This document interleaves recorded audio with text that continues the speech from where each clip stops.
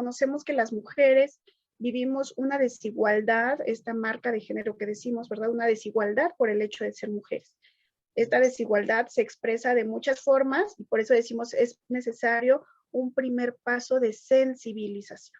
En los temas de género siempre nos atraviesa pues nuestra construcción propia y es muy difícil darnos cuenta y romper con esa educación estereotipada, sexista que tenemos. Entonces, priorizamos la escucha, priorizamos el ponernos también en el papel de esta persona que está hablando y no juzgar, sino decir, bueno, así lo hemos venido aprendiendo, ¿cómo podemos desaprender, de construir ese conocimiento y ahora construirlo desde un enfoque de respeto y promoción de los derechos humanos de las mujeres? Bienvenidos a un episodio más del podcast Aprender es Crear, o si lo están viendo desde YouTube, al canal de Fundación Quichua. Mi nombre es Eduardo Ayala y en esta ocasión estoy con Sirenia Celestino Ortega, quien es periodista feminista y defensora de los derechos humanos de las mujeres. Entonces, muchas gracias por acompañarnos y por aceptar la invitación, Sirenia. Es un gusto tenerte por acá. Hola, Eduardo, un gusto y gracias por la invitación. Muchas gracias y bueno, pues la verdad es que va a ser una plática muy interesante porque yo en lo particular soy un tanto pues ignorante en muchos temas que seguramente tú conoces mejor que yo en el tema de feminismo, también de derechos humanos y bueno, en este particular caso, como te comentaba, Fundación Quichua está dirigida hacia docentes, ¿no? Hay muchos casos que hemos pues conocido de nuestros docentes, de nuestra comunidad, que tienen que ver con pues la perspectiva de género, con la igualdad en el salón de clases, con todos estos temas que de pronto pueden suceder en las interacciones como tal de los alumnos, incluso con los padres. Y bueno, en este caso primero me gustaría cederte el micrófono para que uno te presentes un poco más con la audiencia, que nos cuentes un poco más de la experiencia y de lo que estás haciendo actualmente. Y dos, para que si pudieras, pues me comentaras un poco qué es lo que tú has visto en materia de educación, cómo se están abordando estos temas que tú estás trabajando y que estás investigando constantemente. Claro que sí, bueno, pues como ya lo decía, soy periodista y defensora de los derechos humanos de las mujeres. Actualmente soy coordinadora del área de capacitación de comunicación e información de la mujer AC, somos CIMAC por sus siglas. Y el trabajo de CIMAC en materia de defensa de los derechos humanos de las mujeres tiene varios ejes. Uno de ellos es una agencia de noticias donde hacemos periodismo feminista por la defensa precisamente del derecho a la libertad de expresión y el derecho a la comunicación de todas las mujeres. Tenemos un eje de trabajo donde registramos y documentamos casos de violencia contra mujeres periodistas, toda vez que la violencia es también una de las muestras más extremas de la desigualdad que vivimos las mujeres y en específico, pues para las mujeres periodistas la violencia se convierte también en un obstáculo para el ejercicio de su derecho a la libertad de expresión y para el ejercicio de su profesión.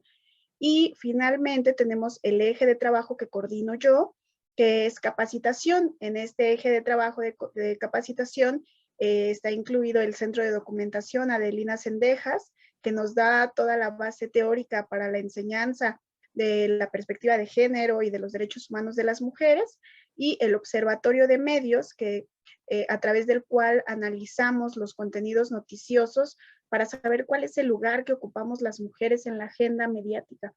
Y es precisamente desde este eje de trabajo de capacitación donde se vincula el trabajo de CIMAC en la enseñanza, precisamente. Estamos especializadas en la enseñanza del periodismo con perspectiva de género o con perspectiva de derechos humanos de las mujeres. Desde este enfoque es como nos interesa no solo formar, sino tener todo un proceso con periodistas y profesionales de la comunicación, uno, para sensibilizarles sobre la importancia de hacer un trabajo periodístico desde un enfoque de defensa de los derechos humanos de las mujeres, para capacitarles, por supuesto, en cómo hacer ese periodismo y finalmente profesionalizarnos, es decir, cómo profundizamos en un eje específico de esta agenda y a partir de ahí hacemos la defensa de derechos humanos de las mujeres. Eso es bastante interesante y a mí me gustaría conocer un poco más cómo es el proceso de sensibilización si hay una diferencia entre cómo sensibilizas pues sí, en estos temas a una mujer con respecto, por ejemplo, a un hombre, ¿no? Que yo creo que es siempre pues la pelea, ¿no? Que no se entiende bien de la parte masculina, pues qué es exactamente lo que se busca con el movimiento feminista y cómo darle el valor que se merece. Claro, bueno, nosotras capacitamos a grupos mixtos. Generalmente cuando se habla de género, se asume que es para mujeres y entonces los grupos son mayoritariamente de mujeres y tiene una razón de ser también, ¿verdad? La marca de género la vivimos precisamente las mujeres y nos acercamos más a estos procesos. A la hora de la enseñanza, sí tratamos de hacer los ejercicios de manera diferenciada. Esto porque reconocemos que las mujeres vivimos una desigualdad, esta marca de género que decimos, ¿verdad? Una desigualdad por el hecho de ser mujeres. Esta desigualdad se expresa de muchas formas y la aprendemos desde muy chicas, la aprendemos tanto mujeres como hombres. Entonces, así como desde muy chicas y chicos aprendemos toda la carga estereotipada, ¿no? De las mujeres deben ser calladitas, todo este estereotipo, ¿verdad? Que se construye más sensibles, más tal. A los hombres también se les enseña desde el otro lado. Los hombres son líderes y todo eso se manifiesta también en las aulas de enseñanza.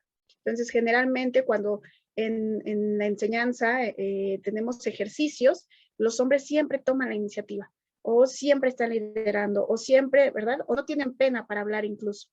Entonces, lo que hacemos nosotras es un poco reconociendo que crecimos bajo esta desigualdad, los ejercicios que implementamos para la enseñanza, eh, por un lado, potencian el liderazgo de las mujeres, es decir, sí queremos que sean ellas las que primero estén participando, coordinando grupos, dependiendo del ejercicio que se esté haciendo, de tal manera que potenciamos su liderazgo y también vamos intentando romper con esas brechas de desigualdad que se manifiestan a la hora de la enseñanza. Y los ejercicios pues tienen también este sentido. Por ejemplo, cuando enseñamos sobre la cobertura de la violencia contra las mujeres. Hacemos un ejercicio inicial para identificar la violencia contra las mujeres, donde las mujeres vamos narrando cómo lamentablemente desde muy chicas vivimos estas violencias y están naturalizadas en nuestra sociedad.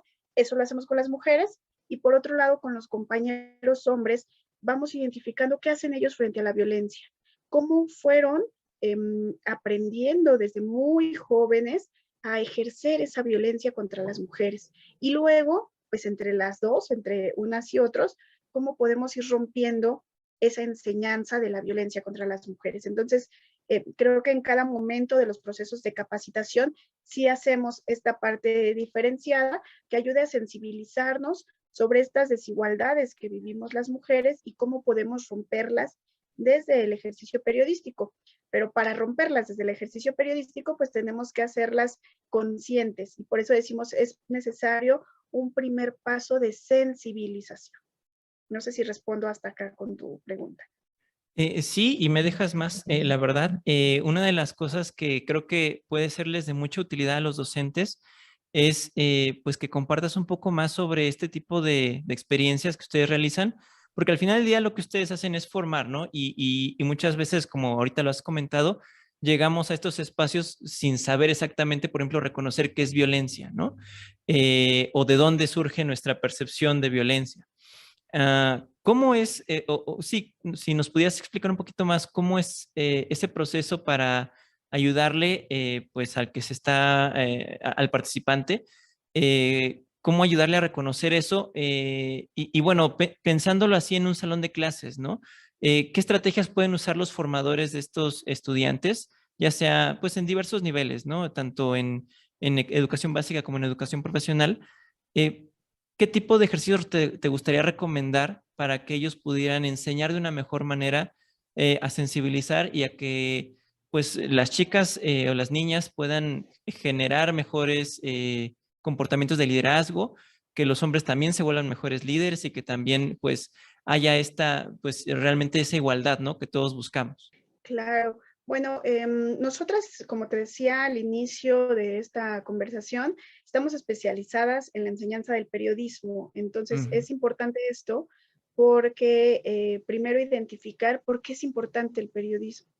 Y en la formación, en la conformación de nuestra sociedad, los medios de comunicación cumplen un papel fundamental porque nos enseñan las representaciones sociales, porque nos enseñan incluso modelos de liderazgo, nos enseñan, la cultura misma nos la van enseñando, ¿verdad? Entonces, desde los medios de comunicación aprendemos mucho de la igualdad o de la desigualdad. Mm. Aprendemos mucho a actuar desde la paz o aprendemos a actuar desde la violencia.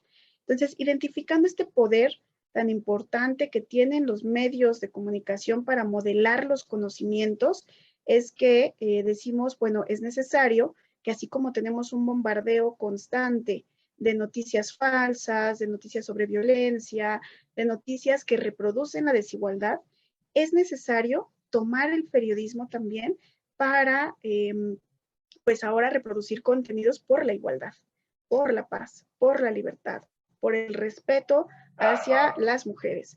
Y en ese sentido, pues una parte importante de la capacitación que damos es ayudar a que las y los periodistas identifiquen precisamente el periodismo como una herramienta para avanzar hacia la igualdad entre mujeres y hombres. Y desde ahí, pues los ejercicios que hacemos tienen también estos diferentes momentos. ¿Qué podemos recomendar? En la experiencia, bueno, CIMAC es una organización que tiene más de 32 años trabajando en esto. Entonces, a lo largo de estos años, pues hemos pasado por muchas cosas. Algunas que puedo recomendar es, por un lado, ejercicios de identificación personal, ¿verdad? Cuando los temas pasan por nuestro cuerpo, nuestra memoria, nuestras experiencias, es más fácil lograr esa sensibilización, ¿verdad? Decimos, nos caen estos 20 porque ya lo vivimos. Te voy a poner un ejemplo. A la hora de hablar sobre violencia, sí hacemos un ejercicio de identificarlo en nuestra vida, cómo hemos sido violentadas. Y luego eso, cómo lo pasamos, que sería un segundo momento, aplicarlo o teorizarlo más bien, ¿verdad? Teorizarlo. Entonces, esta violencia que estoy viviendo no es una violencia nada más porque sí, sino que tiene que ver con un sentido estructural, una violencia generalizada y naturalizada hacia las mujeres, que además está estipulada, está descrita y tipificada en la Ley General de Acceso de las Mujeres a una Vida Libre de Violencia. Y es de esta forma traemos la ley, ¿no? Entonces, desde lo personal, ahora vamos a lo legal, qué es lo que dice la ley, qué es lo que dicen las fuentes, qué estadística tenemos, ¿verdad? Porque no es que nada más me suceda a mí, a una, sino por eso es una marca de género, porque nos sucede a todas las mujeres de manera reiterada, es decir, es parte de nuestra estructura social. Ese sería el segundo consejo, ¿verdad? Cómo pasamos de lo personal hacia lo teórico. Y finalmente diría, en un tercer nivel, en los temas de género siempre nos atraviesa pues nuestra construcción propia y es muy difícil darnos cuenta y romper con esa educación estereotipada, sexista que tenemos. Entonces, priorizamos la escucha, priorizamos el ponernos también en el papel de esta persona que está hablando y no juzgar, sino decir, bueno, así lo hemos venido aprendiendo, ¿cómo podemos desaprender, de construir ese conocimiento y ahora construirlo desde un enfoque de respeto y promoción de los derechos humanos de las mujeres? Eso está muy padre. La parte de desaprender creo que es algo muy importante para, yo creo que para cualquier, para la comprensión de cualquier tema o de cualquier habilidad. Aquí también quiero preguntarte, bueno, primero, regresando un poco más a lo que es tu especialidad, como me mencionas, que es el periodismo. ¿Cuál es la labor de un periodista? Ay, qué pregunta tan importante y tan difícil a la vez, ¿verdad? Pues creo que en un sentido estricto, la labor es informar, ¿no? Somos defensoras, nosotras reconocemos a las periodistas, a los periodistas como defensoras y defensores del derecho de la ciudadanía a estar informadas, del derecho a la comunicación, pero a la vez somos quienes ejercemos el derecho a la libertad de expresión y procuramos el derecho a la libertad de expresión de la sociedad también. Sin embargo, los observatorios de medios, cuando analizamos noticias, vemos que quienes están, las voces que están en las noticias mismas, los temas que están colocados, no hablan de toda la sociedad, sino que hablan, por ejemplo, el 60%, 70% son voces de hombres. Pero además no es cualquier hombre, sino generalmente se hablan de funcionarios públicos. Y los temas que están colocados son políticos o económicos. Incluso en medio de la pandemia, la mayoría de los temas eran políticos. ¿Y esto qué nos dice? ¿Que se está hablando de toda la sociedad? No. ¿Se está hablando de las mujeres? No. ¿Se está hablando de temas de salud, de cultura, de otros movimientos sociales? No. Entonces, ¿se está garantizando el derecho a la información y a la libertad de expresión en toda la sociedad? No. Por ello es que la propuesta de periodismo con este enfoque de derechos humanos de las mujeres lo que viene a hacer es a contrarrestar esta narrativa hegemónica que tenemos, que es una narrativa desde los hechos de solo un sector de la población, que no somos nosotras, desde una sola voz, que no somos nosotras, es decir, solo los hombres funcionarios son los que están. Este periodismo que hacemos desde el enfoque de derechos humanos de las mujeres transforma, porque entonces ya no solo está para informar a la sociedad, sino para colocar y ampliar temas. Y entonces decimos, ¿qué es lo noticioso? ¿Solo lo que le pasa a ellos? ¿O es noticioso, por ejemplo, hablar de la salud de las mujeres? ¿Es noticioso hablar de las condiciones laborales de las mujeres en la maquila, de las mujeres en el deporte, hablar de lo que nos pasa al 52% de la sociedad, de la población de este país, ¿no?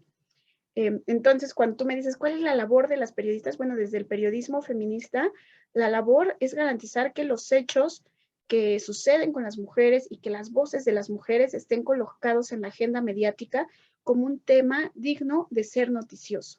Y entonces así garantizamos que que la mayor parte de la sociedad vea reflejada en los contenidos de los medios de comunicación su situación personal, su situación particular, sus necesidades, sus demandas, pero que además de que estén colocadas sus demandas, estén colocadas desde su voz.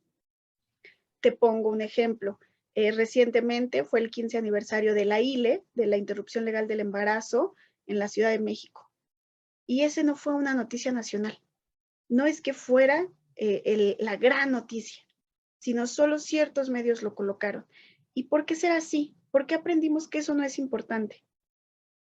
Podríamos debatirlo mucho. Sin embargo, lo que decimos, la salud de las mujeres es un tema importante. Podemos colocarlo y esto nos sirve para hablar de mortalidad materna y nos sirve para hablar de embarazo en adolescentes y nos sirve para hablar de muchas otras condiciones que llevan el enfoque de derechos humanos de las mujeres para informar a las mujeres sobre su derecho a la salud, por ejemplo, ¿no? Entonces, desde esta pregunta que me haces, ¿cuál es la labor? Pues la labor es esa. ¿Cómo vamos colocando, ampliando voces, creando narrativas favorables a los derechos humanos de las mujeres? Entiendo, entiendo. Mencionas mucho esta palabra de libertad de expresión, ¿no? Bueno, este concepto de libertad de expresión. La siguiente pregunta por, por naturaleza entonces es, ¿qué es la libertad de expresión? Nuevamente es una pregunta muy compleja. Podríamos revisar nuestra constitución y hablar de ello. Sin embargo, creo que nos sirve entenderla desde yo la entendería desde dos lugares. En el trabajo que desempeñamos desde CIMAC. Por un lado, bueno, la libertad de expresión es la posibilidad de que todas las personas expresemos, tengamos libre expresión de nuestras ideas, ¿no? Esa sería como una definición muy orgánica, muy sencilla. Sin embargo, entenderla en varios sentidos. Cuando te decía hace un momento que las voces de las mujeres no están en los medios de comunicación, también ahí está la libertad de expresión, ¿verdad? ¿Cómo garantizamos que las voces de las mujeres, sean quienes sean, estén ahí en los medios? Eso sería garantizar la libertad de expresión de las mujeres, que su voz va a ser escuchada. Hoy en día, si tú abres un periódico, escuchas un noticiero radiofónico o televisivo o las noticias en portales noticiosos, incluso en Twitter, no, de acuerdo con el Observatorio de Medios, solo el 24% de las noticias tendrán la voz de una mujer. 24%.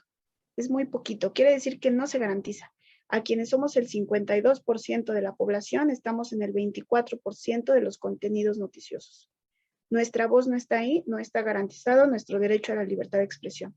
¿Qué nos dice el monitoreo de medios? Y ahí viene el siguiente componente, que es las mujeres periodistas tienen 2 veces más interés en colocar la voz de otras mujeres en los medios de comunicación. Son las periodistas quienes están cuestionando la desigualdad en las noticias, quienes dan cobertura a violaciones a los derechos humanos de otras mujeres, quienes están cuestionando los estereotipos de género en las noticias. Si son las mujeres periodistas las que garantizan el derecho a la libertad de expresión de otras mujeres para colocar sus voces como fuentes de información, se tiene que garantizar que las periodistas ejerzan su profesión, es decir, la libertad de expresión nuevamente, en condiciones de seguridad, en condiciones libres de violencia.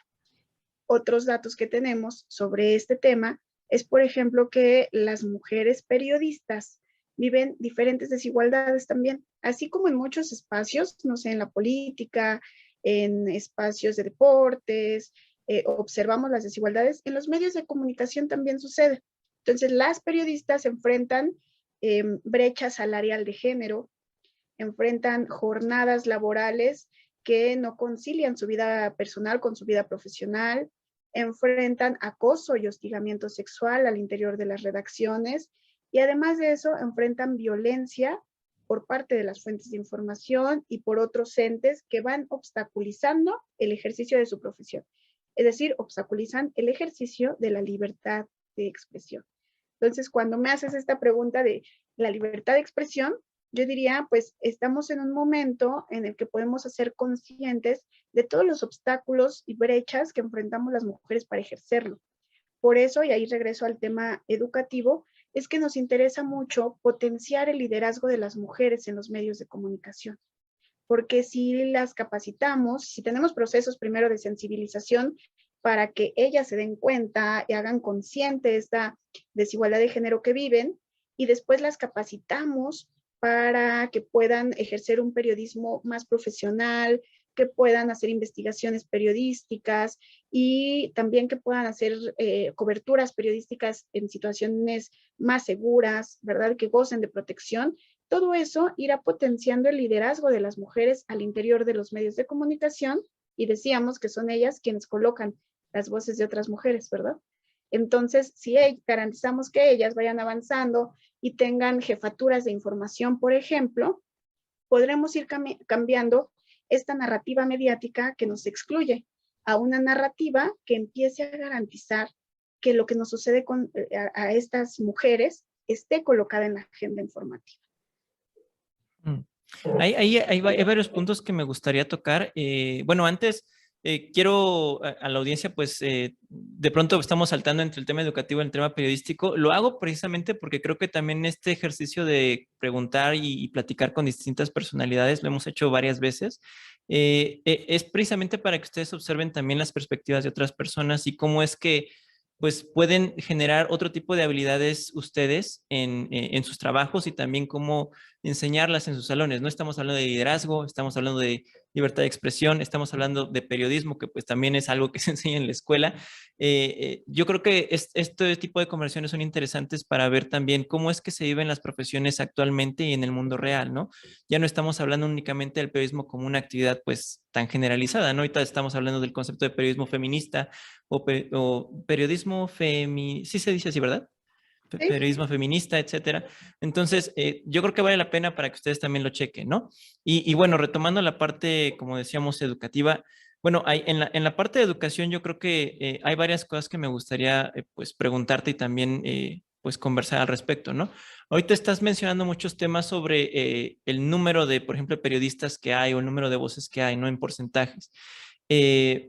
Ahorita me hace ruido un poco por el tema, por ejemplo, de docentes.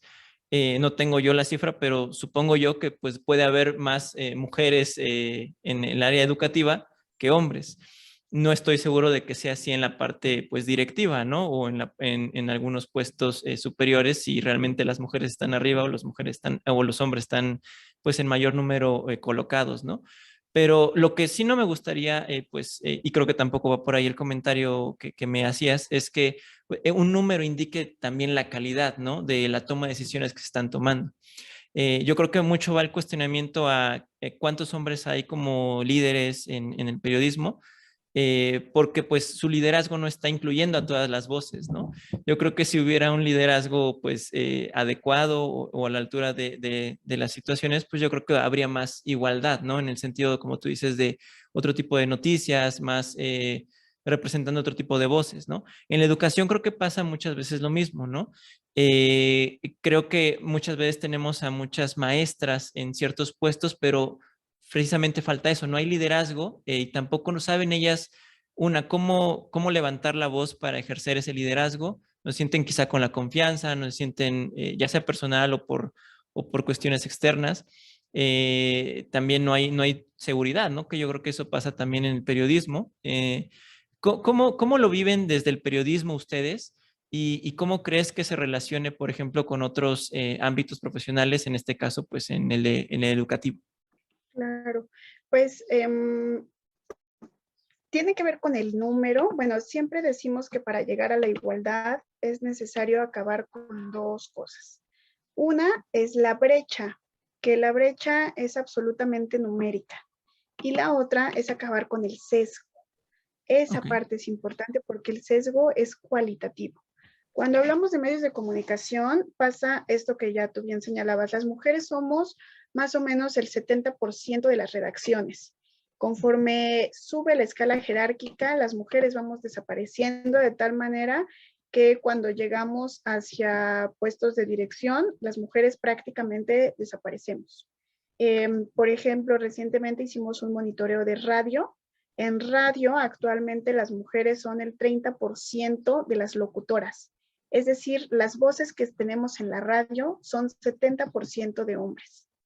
De órale. cada hora en la radio, las mujeres tenemos 12 minutos. De cada hora. Es muy poquito, ¿verdad? 12 minutos es súper, súper poquito.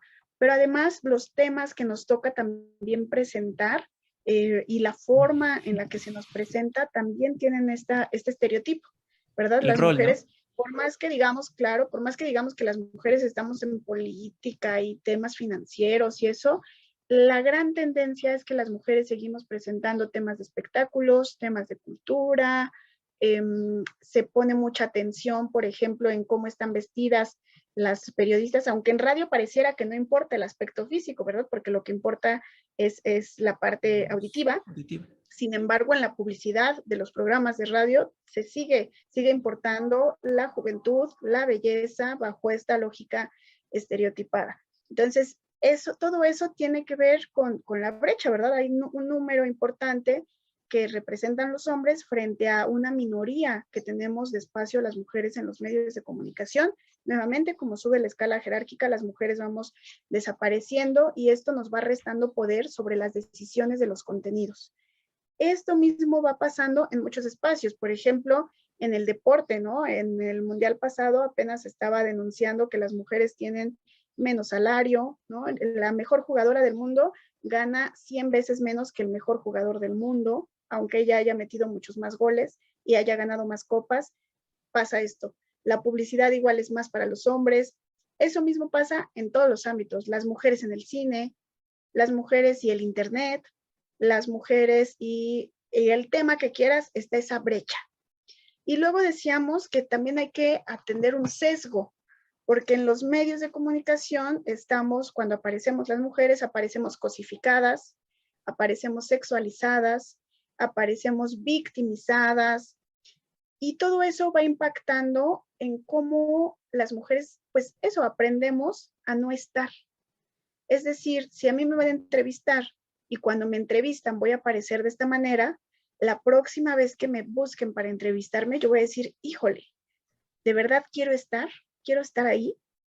Y eso pasa, por ejemplo, con las mujeres en la política. Tenemos un observatorio sobre mujeres en la política y lo que vemos es, a pesar de que las mujeres, hoy tenemos una legislatura paritaria, estamos en el 50%, es decir, logramos romper esa brecha, ¿verdad? Sin embargo, las mujeres en la política no es que tengan todo el poder, ¿verdad? Siguen dependiendo de los hombres del partido, siguen incluso sus propuestas no son tomadas tan en serio como las de los hombres. Es decir, hay todo un sesgo masculino con el que tenemos que acabar. Y ese sesgo masculino es absolutamente estereotipado. Entonces, si sale una mujer política por ejemplo, durante las campañas, pongamos, durante las campañas hay esta participación de las mujeres, van a hacer un meeting, van a hacer lo que sea. Y cuando son referidas en los medios de comunicación, se cuestiona cómo iban vestidas, se cuestiona cómo estaban hablando, se cuestiona su capacidad para liderar, se cuestiona su capacidad intelectual. Claramente otras mujeres van a decir, bueno, yo no quiero estar en esa situación.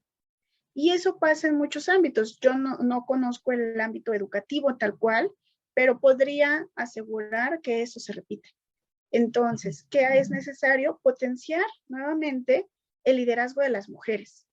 Y hablamos del liderazgo de las mujeres porque esto es como, hemos tenido años y años y años y años de desigualdad. Años y años donde los hombres han dirigido, han modelado el sistema, han escrito leyes, han dirigido todo, y las mujeres no. Entonces vamos ingresando. Claro que cada vez estamos en más espacios, claro que cada vez tenemos mayor presencia, incluso en los medios de comunicación. Sin embargo, sigue siendo necesario favorecer procesos de empoderamiento de las mujeres y de liderazgo de las mujeres para que nuestras voces, uno, pues sean eso, ¿verdad? Sean escuchadas, pero por otro lado, trabajar con los hombres, porque es necesario que entonces los hombres empiecen a cuestionar cómo ejercen ese poder y cómo desde el lugar en donde están pueden escuchar las voces de las mujeres y no solo escucharlas, les toca también respetar el poder de las mujeres. Y entonces, cuando lleguemos a una fase de igualdad, ahora sí avanzamos juntos. Pero mientras no tengamos esa igualdad, va a ser necesario tomar estas acciones que mucho tiempo llamamos acciones afirmativas, ¿no? Acciones para potenciar la participación de las mujeres. Y eso pasa en el periodismo todo el tiempo, y te digo, estoy segura de que pasa también en el ámbito educativo. ¿Qué es lo que hacemos desde el periodismo? Pues eso, capacitar, profesionalizar, buscamos que las mujeres sean quienes ocupen estos lugares, porque lo que hemos encontrado en los observatorios de medios es que las mujeres que pasan por estos procesos de sensibilización, capacitación, profesionalización, etcétera, son quienes van a ser nuestras principales aliadas para avanzar hacia la igualdad, porque serán ellas quienes potencien el liderazgo de otras mujeres, ¿no? Eso va a ser muy importante. Pues eso, por acá lo dejaría ahora. Entiendo, entiendo. Y bueno, vuelvo a insistir o quisiera retomar este tema del liderazgo. Bueno, dos temas. Primero, ¿cómo es que sí logramos impulsar ese liderazgo realmente en las mujeres? Porque vuelvo a insistir, digo, no sé, si tenemos a compañeras de pronto en nuestras organizaciones que, no sé, pues pueden acceder a un tipo de puesto, pero muchas veces, insisto, hay esta situación que por alguna razón no se animan a creerse que pueden tomar ese puesto. Hablo en ese caso en particular, ¿no? Cuando es más por la formación o por la mentalidad que por educación o por cualquier cosa, pues ya viene en nuestras mentes. Y dos, también, ¿cómo es que, pues desde nuestra trinchera, los hombres, cuáles son las buenas prácticas que, por ejemplo, tendríamos que tener, ¿no? También, porque mucho se ha hablado, pues sí, ¿no? Que las mejores aliadas de ustedes mismos, pues son ustedes, ¿no? Los hombres, ¿cuál es el rol que tenemos que tener? Digo, yo sé que hay que, digo, no sé, en mi formación, pues yo tengo muy claro que todos somos iguales, ¿no? Y que las ideas vienen, pues, de todas las personas, cualquiera puede ejercer cierto liderazgo. En ocasiones incluso es mejor que una mujer sea, por muchísimas razones, la cabeza de un proyecto que un hombre. Y bueno, vuelvo a lo mismo, ¿no? ¿Cuál sería una buena práctica, ¿no? O en una organización, en una institución, ¿cómo podemos ir desde, por diseño, diseñar una cultura equitativa o igualitaria? Pienso que hay muchos niveles de intervención, ¿no? Por ejemplo, desde el lugar en donde estemos, propiciar, favorecer los procesos de empoderamiento de las mujeres, es decir, que las compañeras tengan permisos, autorizaciones para que se sigan capacitando, que tengan igual medidas para conciliar la vida profesional con la vida familiar, porque claramente los procesos familiares también van limitando la vida de las mujeres, no porque porque no deban tener hijos o algo así, sino todo lo contrario, sino porque debemos generar medidas para que las mujeres con hijos, que son jefas de familia, puedan conciliar eso y que esa condición familiar no les limite el ejercicio profesional. Es decir, se tienen que tomar medidas como muy específicas para que las mujeres se les garantice ejercer su profesión en buenas condiciones, en condiciones de seguridad, con condiciones de salud, con condiciones sanitarias. Acabamos de pasar una pandemia, con mejores condiciones económicas, por supuesto.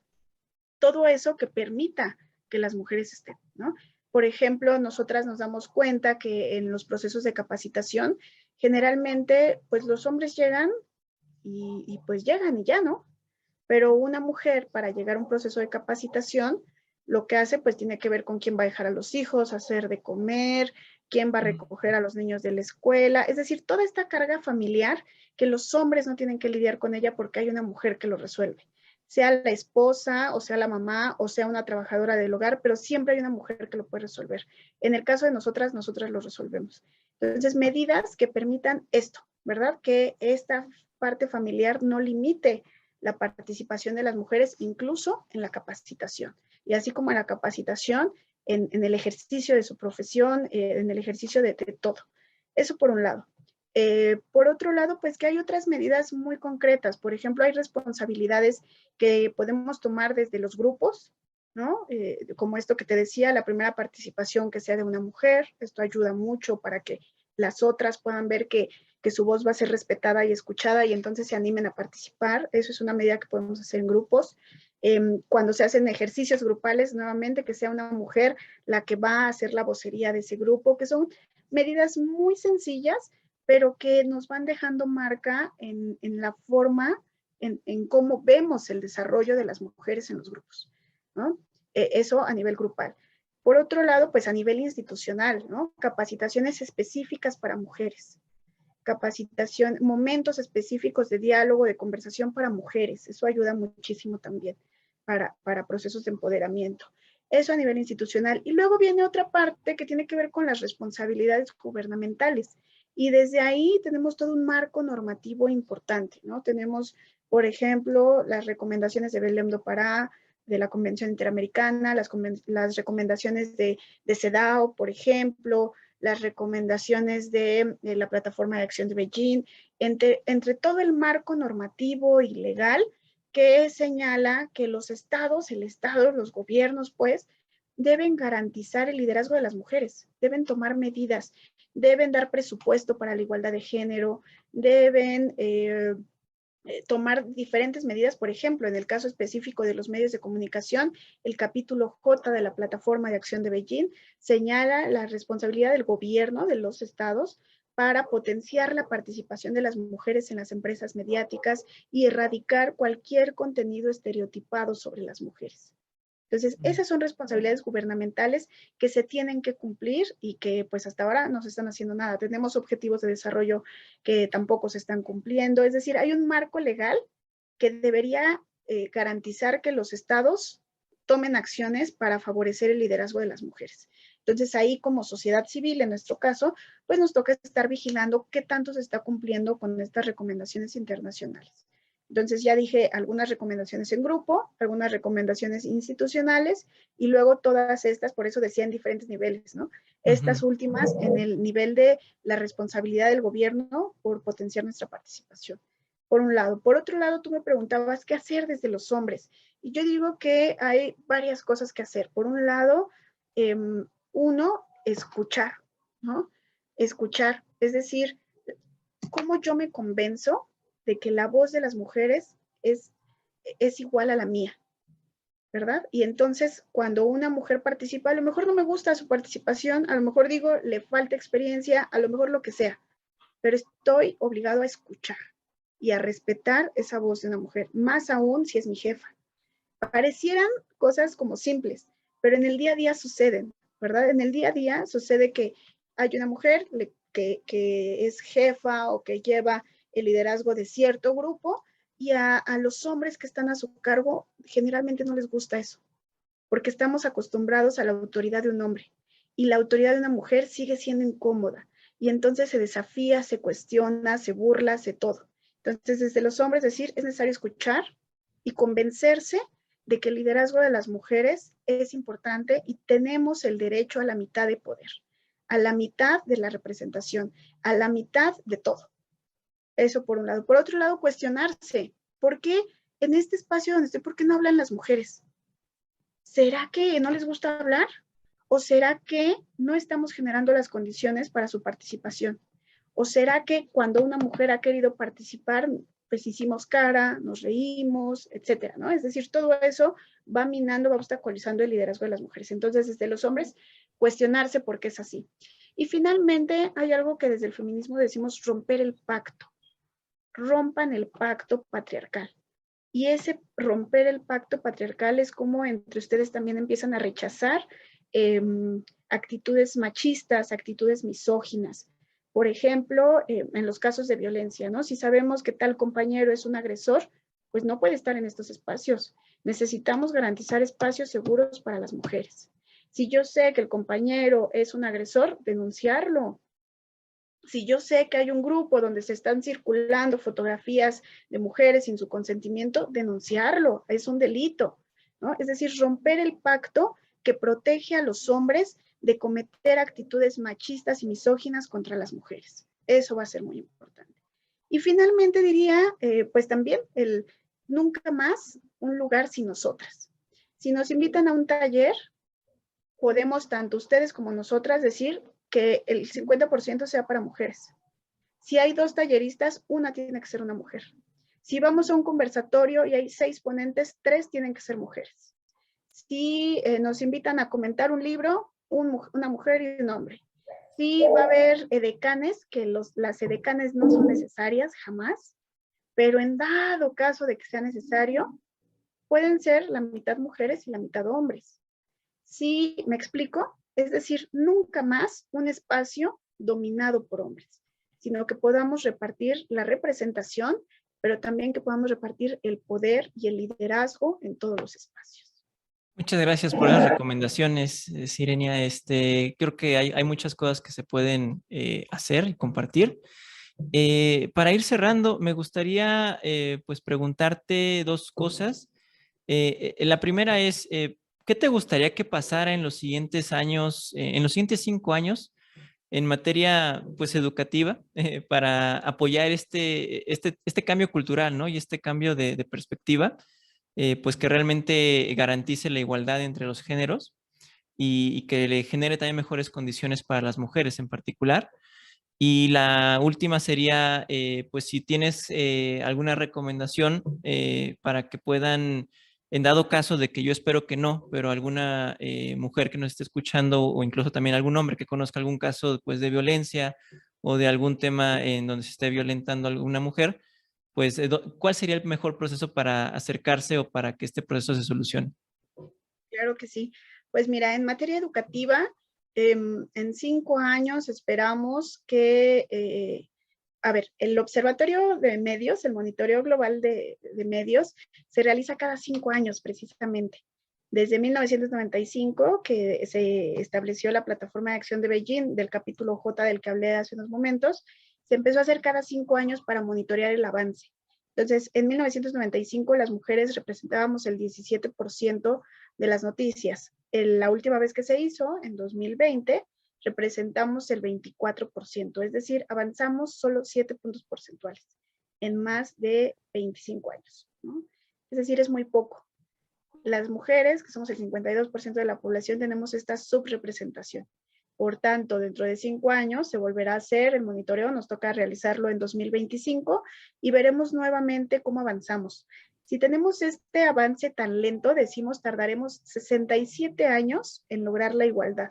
67 años, es muchísimo, por lo menos a mí ya no me tocará verlo. Sí, dos Pero además generaciones. es una igualdad numérica, porque además podemos estar en el 50% de las noticias, pero seguir siendo sexualizadas, cosificadas, victimizadas, etc. Entonces, en 2025, ¿qué quisiera? Quisiera que estemos en el 50%. Y para llegar a eso, no en 67 años, sino en 5 años, necesitamos tomar acciones. Y esto de tomar acciones son acciones urgentes. Por un lado, que nuevamente en estos niveles que decía hace un momento, ¿no? Desde el nivel gubernamental, que los gobiernos se comprometan a promover de verdad la participación de las mujeres, a tomar medidas, a sancionar a los medios que reproduzcan contenidos sexistas y que reproduzcan la violencia contra las mujeres, ¿no? Que tomen medidas en serio. Es, por ejemplo, como el cambio climático, ¿no? Nos han dicho que en 5 años se va a acabar el agua. Es tomar acciones urgentes, de verdad. Y tristemente lo que observamos es que no está sucediendo. Entonces no llegaremos a ello en 5 años. Sin embargo, ojalá que sí estemos dando los primeros pasos, por lo menos, para incorporar los derechos humanos de las mujeres en los medios. Y eso implica muchos ámbitos, ¿no? Implica desde incorporar esta perspectiva en los códigos éticos, que los medios de comunicación tengan una ética frente a la defensa de los derechos humanos de las mujeres, es decir, nunca más una mujer semidesnuda, sexualizada en las portadas de los periódicos, que sean las mujeres quienes sean titulares de los noticiarios, por ejemplo, que las noticias tengan como fuentes de información a otras mujeres, que cuando hay casos de feminicidio no se cuestione la vida de la víctima, sino que se dé seguimiento a la investigación, todas estas medidas que se pueden tomar. Desde las empresas mediáticas es otro lugar muy importante, cómo las empresas mediáticas empiezan también a apropiarse de esta mirada y a generar condiciones para que las periodistas puedan ejercer su profesión en condiciones dignas, libres de violencia, libres de acoso, que tengan protocolos de denuncia de la violencia al interior de las redacciones, que tengan estas medidas para garantizar la conciliación de la vida personal y profesional. Es decir, toda una serie de medidas también ahí en las empresas mediáticas. Por otro lado, pues las periodistas en lo personal. Desde CIMAC potenciamos las redes de periodistas, la alianza entre mujeres periodistas que nos pueda ayudar a colocar narrativas distintas. Y me parece que desde el ámbito educativo podría ayudar también muchísimo. Las redes de mujeres, decimos, salvan vidas. Porque entonces si hay una compañera que está denunciando violencia, la podemos acuerpar, ¿verdad? Podemos hacer esta defensa colectiva de nuestros derechos, porque repito, no es que nos pase a una y ya, sino es que me pasa a mí y le puede pasar a 10 mujeres más y a 100 mujeres más, porque es precisamente la violencia una condición estructural de las mujeres. Lo que acabamos de ver, el caso de feminicidio en Monterrey, por ejemplo, ese es un caso que se está colocando en los medios, pero no quiere decir que sea el único. O sea, para encontrar a esta compañera, encontraron 6 cuerpos más. Nos habla de la emergencia, ¿verdad? Nos habla de que a todas nos puede pasar. Y pasa en Chihuahua, y puede pasar en Estado de México, y pasa en Guerrero, y tristemente pasa en todo el país y en todo el mundo. Entonces, nuevamente, ¿cómo podemos desde nosotras hacer estas alianzas, pero desde toda la sociedad, incorporar a nuestra vida, a nuestra ideología incluso, que la vida de las mujeres es importante? Desde ahí está el centro. Y si nuestra vida es importante, exigir que se nos garantice nuestro derecho a una vida libre de violencia. Y entre lo que podemos hacer, bueno, desde CIMAC tenemos también una propuesta de periodismo de paz para las mujeres. Este periodismo de paz que lo que hace es cómo el trabajo periodístico acompaña la exigencia de justicia para las víctimas. En estos casos de feminicidio, acompañar la exigencia de justicia de las víctimas, de sus familiares, de las organizaciones que están acompañando a estas familias, pero también exigiendo al gobierno vea cuáles son los procesos de investigación. La Procuraduría en estos casos se está pues eso, ¿verdad? Desmintiendo todo el tiempo, se está equivocando todo el tiempo. Entonces, señalar cómo hay una falta de acceso a la justicia para las mujeres. Y el trabajo periodístico es una gran herramienta para que estas demandas sean escuchadas. Entonces, por eso nuestra propuesta de periodismo de paz. Y les invitamos pues a que la puedan consultar, por supuesto, en nuestras redes sociales. Estamos como @cimac.org en Twitter, en Facebook, en Instagram. Estamos también en un canal de YouTube, CIMAC TV, en Spotify, para que puedan consultar pues toda la propuesta de periodismo de paz. Estamos como CIMAC ORG y también como CIMAC Noticias. Toda la parte periodística está ahí. Y pues nada, solo eso. Muchas gracias, Irenia. Y pues he disfrutado mucho esta plática. Yo creo que es muy valiosa para la audiencia. Me quedo con varias cosas, en particular esto que nos comentas, ¿no? Que en el futuro, pues hay varios indicadores que nos van a decir si estamos haciendo mejor las cosas o no. La parte de la representación y el tipo de representación que se le da a la mujer en los medios principalmente y en los puestos directivos, ¿no? Y también creo que esta idea que mencionabas también al final me gustaría complementarla. Pues sí, no nada más es el hecho de la comunidad de mujeres, sino al final del día yo creo que las mejores iniciativas, al menos que yo he visto que han dado resultados, es cuando, pues en general, toda la población de un lugar se da cuenta de que todos son importantes, ¿no? Entonces, pues desde donde estemos, creo que es algo muy valioso recalcar que donde haya una injusticia se tiene que denunciar y se tiene que hacer algo. Gracias, Irenia, y recuerden que aprender es crear.